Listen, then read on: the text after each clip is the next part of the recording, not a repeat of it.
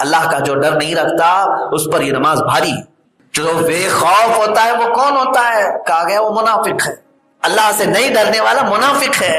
اب میرے عزیزو، نماز کے متعلق جو لوگ اس طرح کی حرکتیں کرتے ہیں وہ باز آ جائیں۔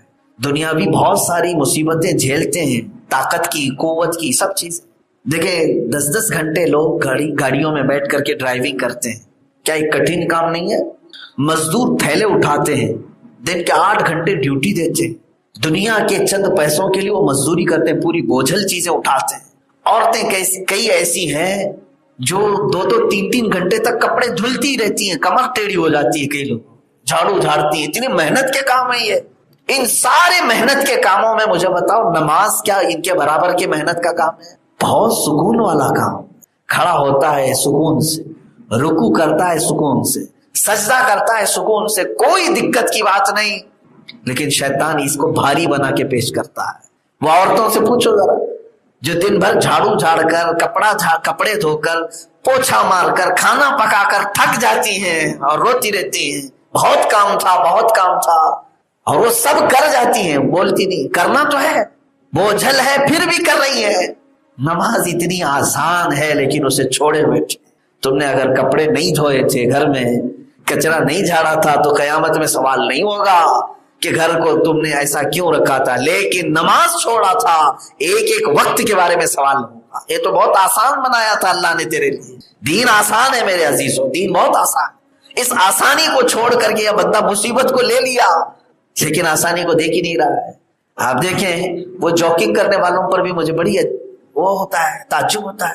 میاں کئی ایسے لوگ ہیں بتاتے ہیں کہ ہم 10 کلومیٹر چلتے ہیں دن بھر، صبح جاتے ہیں 10 کلومیٹر، اور مسجد سے گھر جو ہے نا آدھا کلومیٹر بھی نہیں۔ اللہ کی بارگاہ میں آنے کے لیے تمہیں کون سے کیڑے کاٹ رہے ہیں، کون سی تکلیف آ رہی ہے؟ صبح فجر کے وقت جو لوگ کہتے تھے کہ نیند نہیں کھلتی، ان کو جاگنگ کے لیے، واکنگ کے لیے، سوئمنگ کے لیے، جم کے لیے برابر وقت آنکھیں کھلتی، اپنے جسمانی طاقت کو برقرار رکھنے کے لیے ساری آنکھیں کھلتی۔ وہی اگر کسی کی جاب لگ گئی، آفس میں 7 بجے جانا ہے تو اس کی آنکھ تو 6 بجے کھلی ہوئی ہے، وہ نہا بھی رہا ہے، کپڑے بھی دھو رہا ہے، کپڑے پہن بھی رہا ہے، اور گھر والوں کو بھی اٹھایا ہوا ہے، بیوی کو بھی محنت پہ لگایا ہوا ہے، لیکن نماز کے لیے نہیں کر پا رہا۔ تو کیا یہ اللہ کو دھوکہ دینے والی معاملات نہیں ہے جس کو قرآن کہہ رہا ہے ان المنافقین یخادعون اللہ؟ منافق اللہ کو دھوکہ دینا چاہتے ہیں، اللہ کے ساتھ ناانصافی کرنا چاہتے ہیں۔ تم سارے مشکل کام، محنت کے کام سب کر لے جاتے ہو، جو اللہ نے آسان رکھا ہے اسے چھوڑ دیتے ہو، آسان رکھا۔ اچھا اگر رب تبارک و تعالیٰ حکم فرما دیتا کہ تم دن میں 100 رکعت پڑھو تو کیا کرتے؟ یا چلو معراج کی شب اگر موسیٰ علیہ السلام بار بار مل کر کے میرے نبی صلی اللہ علیہ وسلم سے 50 کو کم کرا کے 5 تک نہیں لائے ہوتے، کیا کرتے؟ 50 نمازیں دن میں کس حساب سے ادا کریں گے؟ گھنٹے پر اگر اس کو ڈیوائڈ کریں تو آدھے گھنٹے سے بھی کم میں ایک نماز آ جائے۔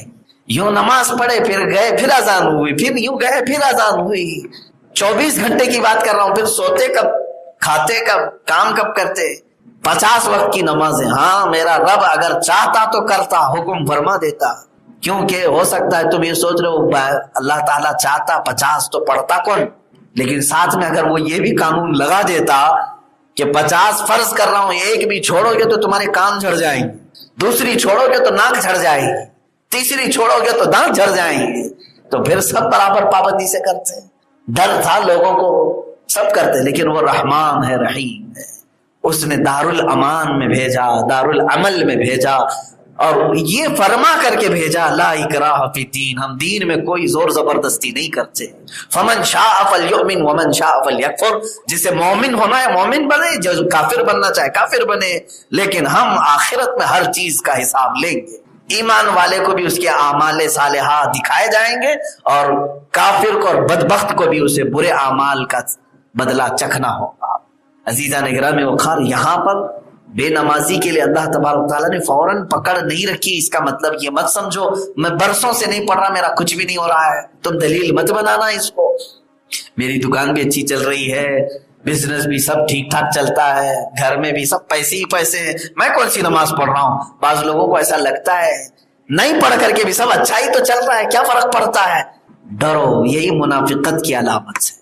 جو اللہ سے نہیں ڈرتا قرآن کہتا ہے تم یہ مت سمجھنا کہ اللہ نے تمہیں تمہارے اچھائیوں کی وجہ سے آزاد چھوڑا ہے، بلکہ مولا فرماتا ہے انما نملی لہم لیزدادوا اثما، ہم اس لیے انہیں ڈھیل دیتے ہیں تاکہ اور گناہ کر لیں، اور گناہ کر لیں، اور اس کے بعد رب تعالیٰ فرماتا ہے پھر ہم اچانک ان کی پکڑ کریں، دردناک عذاب میں گرفتار کریں۔ ڈھیل جو ملتی ہے وہ تمہاری اچھائیوں کی وجہ سے نہیں ہے، نماز نہیں پڑھ رہا پھر بھی کھانا مل رہا ہے اس لیے نہیں، اللہ تعالیٰ پھر جلال میں سارے راستے کھول دیتا ہے، جتنا تجھے عیش کرنا ہے سب کر لے، دنیا میں جو تجھے عیش چاہیے سب کر لے، پھر اللہ تبارک و تعالیٰ آخرت کے ہر نعمت سے محروم فرمائے گا، ہر نعمت سے محروم فرمائے گا، یہاں تک کہ فرمایا گیا کہ بے نمازی پر جنت کو حرام کر دیا گیا ہے، حرام کر دیا گیا ہے۔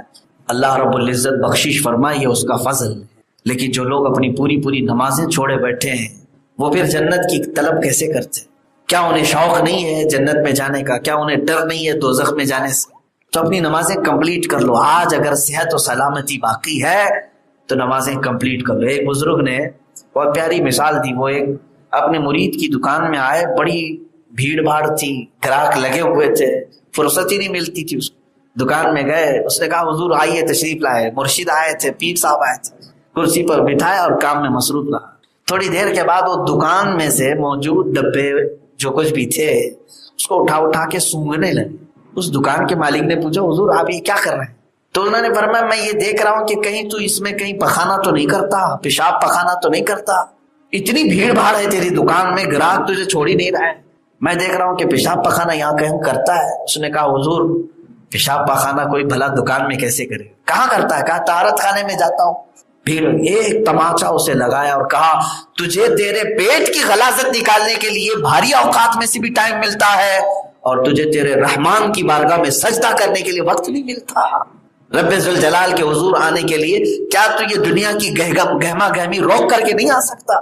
وہ صحابہ تھے میرے عزیزو، لوہے کا کام کرنے والے ایک صحابی، لوہے کو گرم کیا جاتا، تپایا جاتا آگ میں، وہ جب آگ میں تبدیل ہوتا ہے تو لوہے کے ہتھوڑے کو اٹھا کر کے اس کو بینڈ کیا جاتا ہے، شکل بنائی جاتی ہے، لیکن روایات میں ہے لوہا گرم کیا ہے، آگ میں تپایا ہے، ہتھوڑا اٹھایا، ادھر سے اذان کی آواز آئی، ہتھوڑا پیچھے پھینک دیا۔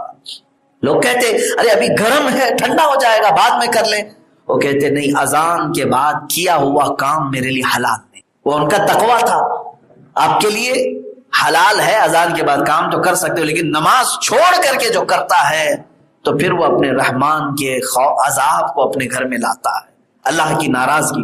حضور غوث پاک رضی اللہ تعالیٰ عنہ کی بارگاہ میں کسی نے سوال کیا اپنے گھر کی بے برکتی کا، بہت گھر میں بے برکتی ہے، آپ نے فرمایا کہاں ہے تیرا گھر؟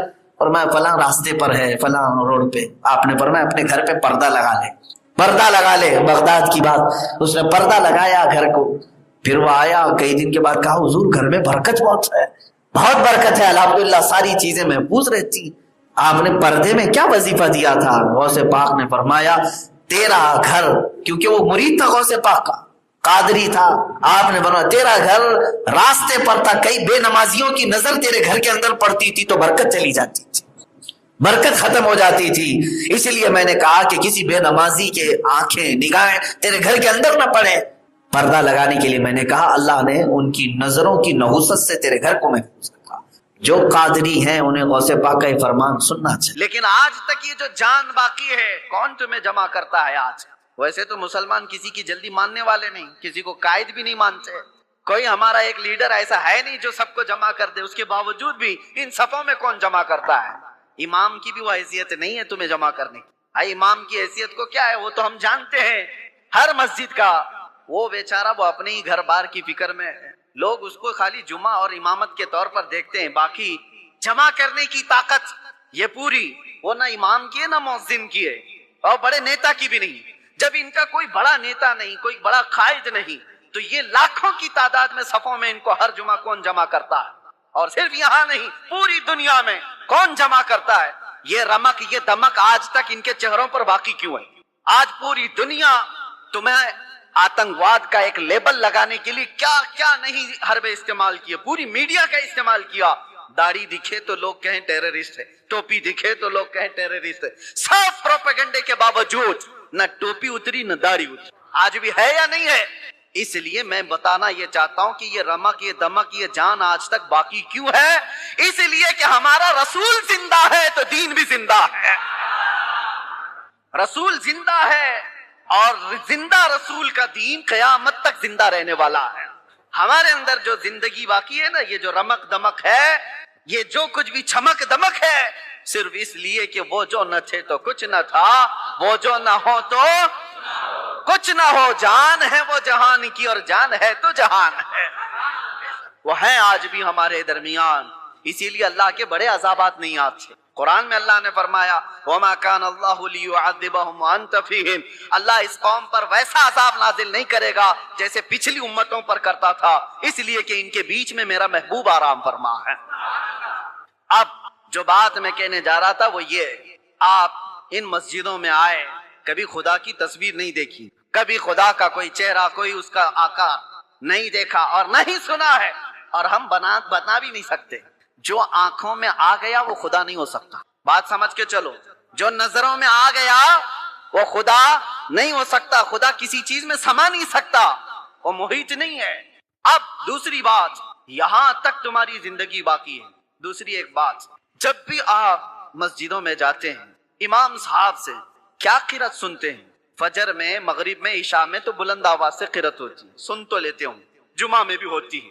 جب بھی آپ آتے ہیں، رکعت باندھنے کے بعد امام جو ہے پہلے کیا پڑھتا ہے؟ الحمدللہ ہی پڑھتا ہے نا، سورہ فاتحہ ہی پڑھتا ہے، الحمدللہ رب العالمین. سب خاموشی سے سنتے ہیں، سالوں سے سنتے آ رہے ہیں، سالوں سے. تو کبھی آج تک ایک مقتدی جو امام کے پائجامے کے پیچھے تو لگا رہتا ہے، امام کی ناڑی کہاں بندھی ہے وہ تو دیکھتا رہتا ہے، امام کہاں جا رہا ہے کہاں نہیں یہ تو دیکھتا رہتا ہے، ایک بار بھی کوئی مقتدی آ کر کے نہیں کہا کہ بہت پرانی ہو گئی سورہ، کوئی نہیں تو پڑھو؟ کبھی کہا کسی نے؟ بلکہ حالت یہ ہے، کوئی نہیں کہتا امام سے کہ کیا مولانا ہر دن تو سورہ فاتحہ پڑھتے ہی ہو، ہر دن سورہ فاتحہ پڑھتے ہو. کوئی نہیں کہا کہ یہ پرانی ہو گئی، نیا کچھ لے کے آؤ.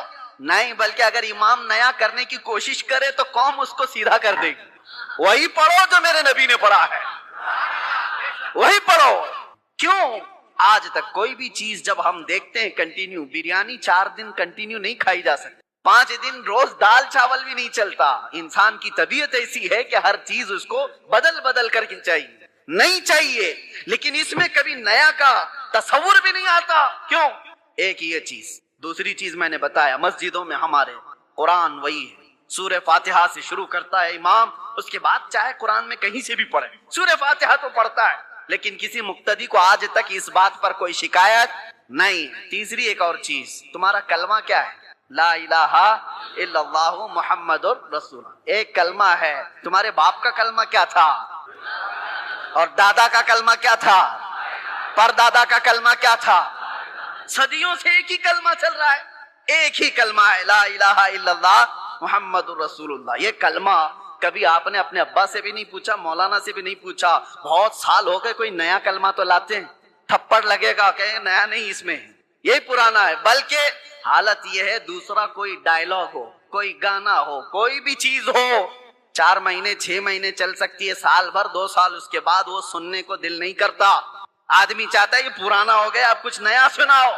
کلمہ طیبہ کو کوئی بھی امتی یہ نہیں کہتا پرانا ہو گیا. ارے 70,000 بار بھی پڑھے تو اس میں جدت اور لذت اور آتی، کبھی پرانا نہیں ہوتا. یہ ایسی چیزیں تمہارے پاس ہیں، تمہارے پاس ہیں. یہ جمعہ کی جماعت، یہ قرآن کی حقانیت، یہ کلمہ طیبہ کی جدت جو ہر زمانے میں ہے، کیا یہ تمام چیزیں اس بات کا ثبوت نہیں ہے کہ اسلام زندہ ہے اور قیامت تک زندہ رہنے والا ہے؟ کسی بھی جگہ پر تمہیں یہ چیزیں نہیں مل سکتی. ہر جگہ بہت کچھ بدلاؤ ہے. ہاں میں بتا سکتا ہوں چیلنج کے ساتھ، دنیا کا کوئی بھی مذہب ہو، کھلا ہے کتابیں، اور ہم بتاتے ہیں اس کے کتنے کتنے نسخے ہیں، کتنے کتنے. بائبل میں آج کتنے نسخے، 70 سے زیادہ نسخے الگ الگ ملتے ہیں. یونان میں الگ ہے اور یورپ میں الگ ہے. جو انجیل، Bible, old testament, new testament سب بدلی ہوئی ہیں. اور ہمارے ہاں کی کتابیں، ہمارے دیش میں جو بہت ساری مقدس کتابیں مانی جاتی ہیں، ان میں بھی ہیر پھیر، ادھر ادھر بدلاؤ الگ الگ ہے. لیکن افریقہ سے لے کر امریکہ تک، ہند سے لے کر کے آپ کسی بھی کونے تک جاؤ، قرآن سورہ فاتحہ سے شروع ہوتا ہے، والناس پر ہی ختم ہوتا ہے. فرقے بہت ہوئے دین میں، اسلام میں بہت سارے فرقے ہوئے، لیکن اس میں کسی کا اختلاف نہیں آیا۔ قرآن کے 30 پارے اور 114 سورتیں جو صحابہ کے زمانے میں تھی وہ آج بھی وہی موجود ہے۔ اس کلام پاک پر کسی کا اثر کیوں نہیں ہوا آج تک؟ کوئی قرآن نہیں بدل پایا، کوئی ایک پارا تو چھوڑو، ایک سورہ تو چھوڑو، ایک حرف بھی نہیں بدل پایا، زبر زیر اور نقطے بھی اس کے بدل نہیں پائے۔ 1400 سال سے ایک کتاب چلی آ رہی ہے، اس کتاب کو کوئی نہیں بدل پایا۔ اے مسلمانوں، میں تمہیں یہ فخر والی باتیں بتا رہا ہوں، اس سے بڑھ کر کے دولت جاؤ ڈھونڈ کر کے نکالو، کسی کے پاس نہیں مل سکتی۔ پھر تم کس بات کے مایوسی میں جیتے ہو ہمارے پاس کچھ نہیں ہے؟ اتنی بڑی دولتیں جس کے پاس ہے اسے سر جھکا کر نہیں، سر اٹھا کر جینا چاہیے۔ دنیا میں سر اٹھا کر کے جیو۔ اللہ رب العزت کے دی ہوئی یہ ساری نشانیاں تمہارے پاس موجود۔ چلو ہم کہانیوں، جس کو یہ لوگ کہتے ہیں کہانیاں ہیں، غوث پاک کی کرامت سناؤ تو کہیں کہانی ہے، غریب نواز کی کرامت سناؤ تو کہیں کہانی ہے، حضور پاک صلی اللہ علیہ وسلم کے معراج کا واقعہ سناؤ تو کہتے ہیں کہانی ہے۔ تم کو یہ لگتا ہے پرانی باتیں کہانیاں ہیں تو ٹھیک ہے، لیکن جو قرآن آج تک موجود ہے اس کا جواب تو لا کر کے دے دو۔ یہ جو قرآن ہے یہ تو کہانی نہیں، تمہارے پاس ہے۔ اور قرآن جگہ جگہ چیلنج کرتا ہے، اللہ خود فرماتا ہے فَأْتُوا بِسُورَةٍ مِّن مِّثْلِهِ، اگر ہمت ہے تو اس کی طرح کی ایک سورہ بنا کر کے لاؤ۔ اور یہ 1400 سال پہلے کیا ہوا چیلنج ہے۔ آج تو دنیا بہت ترقی کر چکی ہے، ٹیکنالوجی میں کہاں تک جا چکی ہے، پیٹروٹ میزائل اور منٹوں میں ادھر سے ادھر سفر کرنے والے۔ ان سارے ٹیکنالوجی کے بادشاہوں سے کیوں نہیں پوچھتے کہ ایک قرآن کیوں نہیں بنا پاتے، کیوں نہیں لائے؟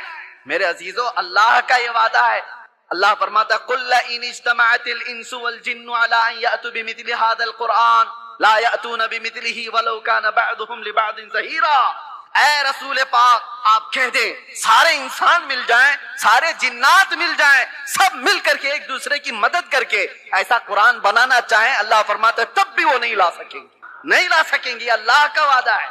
تو آج تک جو اس کتاب کا مثل نہیں لا سکا وہ کتاب تمہارے پاس ہے، وہ قرآن تمہارے پاس ہے۔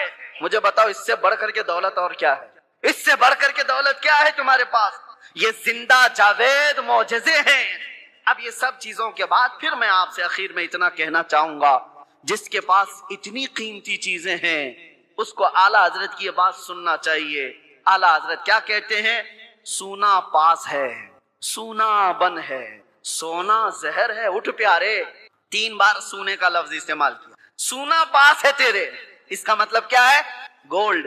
سونا پاس ہے، سونا بن ہے۔ بن کہتے ہیں جنگل کو، سونا جنگل سنا ہے نا، خالی پڑا ہوا جنگل ہے جہاں درندے، اس کو سونا جنگل کہتے ہیں۔ یعنی سونا پاس ہے تیرے، گولڈ پاس ہے، اور جنگل والا راج ہے، اور ایسے وقت میں سو کر کے رہنا یہ تو زہر ہے۔ اٹھ پیارے، ایسے وقت میں سونا زہر ہے۔ اٹھ پیارے، تو کہتا ہے میٹھی نیند ہے تیری متی نرالی ہے، آنکھ سے کاجل صاف چرا لے یہاں وہ چور بلا کے ہیں، تیری گٹھری تاکی ہے اور تو نے نیند نکالی ہے۔ اور یہ دنیا کا حال یہ ہے، شہد دکھائے زہر پلائے، شہد دکھائے زہر پلائے، قاتل ڈائن شوہر کش۔ 3 لفظ اعلیٰ حضرت نے کہا۔ یہ دنیا کیسی ہے معلوم ہے؟ یہ قاتل ہے، یہ ڈائن ہے، یہ شوہر کش ہے۔ ایسی عورت کے یہ 3 لقب ہے۔ قاتل مطلب مرڈر کرنے والی، اور ڈائن کہتے ہیں وہ عورت جو روز شوہر بدلتی ہو، روز شوہر بدلتی ہو، اس کو ڈائن کہتے ہیں۔ یہ عورت کے لیے گالی ہے۔ اور شوہر کش کس کو کہتے ہیں؟ شوہر بدلنے والی تو ڈائن ہے، لیکن اپنے ہی شوہر کو مار دیتی ہو وہ شوہر کش ہے۔ دنیا کو اعلیٰ حضرت کہتے ہیں 3 چیزیں یہ دنیا کے اندر ہے، جو اس سے محبت کرتا ہے، جو اس کے پیچھے بھاگتا ہے، یہ دنیا اس کو مرڈر کرتی ہے، اس کا قتل کرتی ہے، اور پھر بدل لیتی ہے، دوسرا آ جاتا ہے۔ آج لاکھ روپے تمہارے جیب میں، کل یہ پیسے کسی اور کے جیب، یہ روز بدلتی ہے اپنا عاشق، اور پھر جو اس سے عشق کرتا ہے اس کو مار بھی ڈالتی، مار ڈالتی ہے۔ اعلیٰ حضرت فرماتے شہد دکھائے زہر پلائے، قاتل ڈائن شوہر کش، اس مردار پہ کیا للچائے، دنیا دیکھی بھالی ہے، وہ تو نہایت سستا سودا بیچ رہے ہیں جنت کا، ہم مفلس کیا مول چکائیں، اپنا ہاتھ ہی خالی ہے۔ میرے عزیزو، اس لیے میں کہتا ہوں جس کے پاس اتنی قیمتی چیزیں ہیں اسے سونا زیب نہیں دیتا، اسے غفلت کی نیند زیب نہیں دیتی، اسے بزدلی اچھی نہیں لگتی۔ اس لیے جیو تو شیروں کی زندگی جیو۔ اور میرے علاقے کے شیر میسور ٹیپو سلطان شہید رحمت اللہ تعالیٰ علیہ کا فرمان تھا، گیدڑ کی 100 سالہ زندگی سے شیر کی 1 دن کی زندگی بہتر ہے۔ بزدلوں کی طرح گھٹ گھٹ کر کے لمبا جینے سے بہتر ہے علل اعلان 1 دن جی کر کے چلے جائیں، اس لیے کہ ہمیں پتا ہے تلوے چاٹنے والوں کی تاریخ نہیں لکھی جاتی، باطل سے ٹکرانے والوں کی تاریخ لکھی جاتی ہے۔ آپ کو ڈر کس بات کا؟ آپ مجرم قوم سے ہیں؟ آپ چور قوم سے ہیں؟ آپ کا کیا خوف ہے؟ کس بات کا ڈر ہے؟ کیا قرآن جھوٹا ہے؟ کیا اللہ تبارک و تعالیٰ کی شان میں کوئی کمی ہے؟ میرے نبی پاک کے اخلاق میں کوئی کمی ہے؟ سب کچھ تمہارے پاس اچھا ہے، تو پھر ڈرنا اور سہمنا کیا؟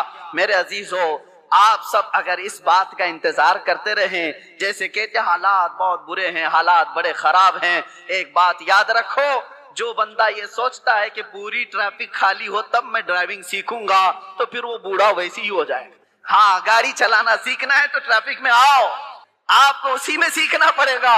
ادھر ادھر کے اڑے تیڑے آتے ہی رہیں گے، ان کے بیچ میں ہی تم ڈرائیور بن سکتے ہو۔ چلنا سیکھو، اور انہی حالات سے گزر کر کے نکلو گے تو اللہ تبارک و تعالیٰ قوت کے ساتھ تمہیں جمع فرمائے گا۔ وہ قوم کبھی کامیاب نہیں ہوتی جو گھر میں بیٹھ کر کے مانگ رہی ہے کہ مدد آ جائے، مدد آ جائے۔ اگر ایسی مدد آتی تو میرے نبی صلی اللہ علیہ وسلم 313 کو لے کر بدر تک نہیں جاتے، وہ مدینے میں بیٹھ کر دعا کرتے تو اللہ مشرکین کو ویسے ہی ہلاک کر دیتا۔ اگر نبی پاک صلی اللہ علیہ وسلم مسجد نبوی سے ہاتھ اٹھا دیتے، احد کے سارے مشرکین ویسے ہی مر جاتے۔ میرے نبی اپنے گھر سے نکلے، صحابہ اپنے گھر سے نکلے، میدانوں میں آئے اور اپنی طاقت و قوت کا استعمال کیا، اس لیے کہ یہ امت کو بتانے کے لیے کہ امت کا مزاج ایسا نہ ہو کہ کچھ بھی مصیبت آئی، فاتحہ دلایا، دعا کیا، اللہ اس کے منہ میں کیڑے پڑ جائیں اور اس کو ایسا ہو جائے، اس کو ایسا ہو جائے، چادر اوڑھ کے سو گیا۔ میرے عزیزو، یہ مجاہدین کی زندگی نہیں ہے، مجاہدین کی زندگی یہ نہیں ہوتی، مومنین کی زندگی بھی یہ نہیں ہوتی، بلکہ مومنین کی زندگی یہ ہے جب تک اللہ نے بولنے کی طاقت دی ہے، حق بات کا اعلان کر کے جاؤ۔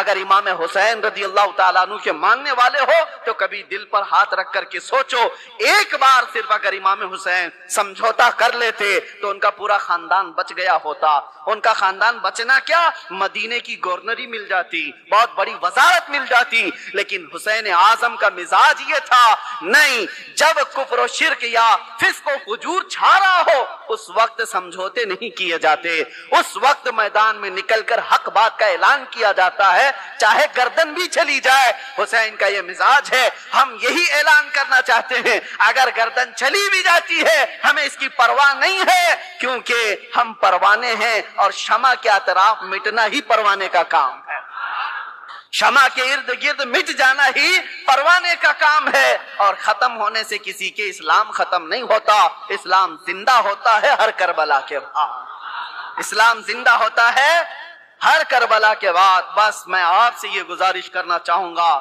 آپ جس طریقہ کار کو جو نوجوانوں نے آج پکڑ رکھا ہے اس سے توبہ کر لیں۔ یہ نشہ کا ماحول، یہ خرابیوں کا ماحول، یہ جو دور دورہ چل پڑا ہے، اے نوجوانوں، یہ تمہاری زندگی کو سیب نہیں دیتا، یہ شیوا امت مصطفیٰ کا نہیں ہے۔